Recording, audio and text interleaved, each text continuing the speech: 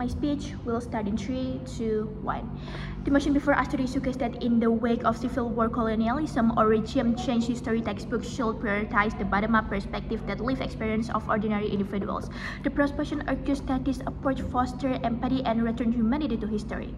However, we in the opposition contend that it is a dangerous luxury. In a past conflict state, the primary goals of education is not individual catalysis, it is national survival. The states are characterized by fragile peace, deep state resentment, and broken institutions. In such a violent climate, focusing on the fragmented personal stories, which are often contradictory and filled with trauma, is like pouring gasoline on a smoldering fire. We stand for top-down historiography because a nation must be able to stand as one before it can ever to look like in the past. First of all, past conflict society's memory is a weapon. Bottom-up history focus on personal suffering, which inevitably leads to a blame game between communities if textbooks emphasize the specific tragedies of ordinary people from Group A and Group B. Will feel compelled to highlight their own. This creates a cycle of competition, victim hand, where the classroom become a space of revealing a natural, biased victim that prevent history from being used as a tool for revenge.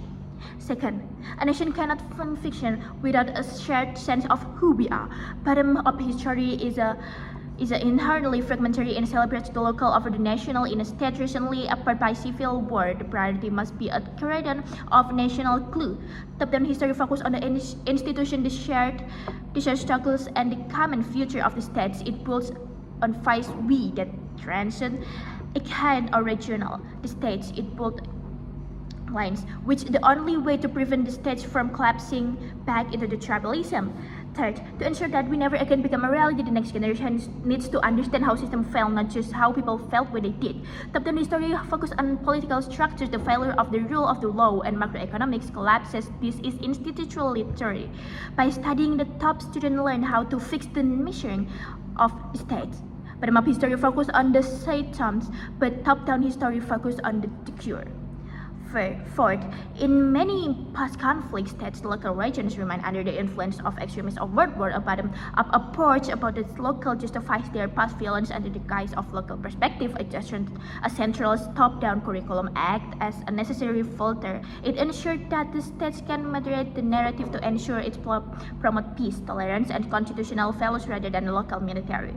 We do not can deny that we start of ordinary people are moving, but we believe that stability if the pre-requires for justify. If we choose the bottom-up approach, we choose 1,000 different conflicting truths that will continue to divide our child. If we choose the top-down approach, we choose a single shared path toward reconstruction. We cannot build a stable future on the shifting sand of individual memory. We must build it on the solid ground of a unified national narrative. For the sake of peace, for the sake of unity, and for the sake we must oppose this motion.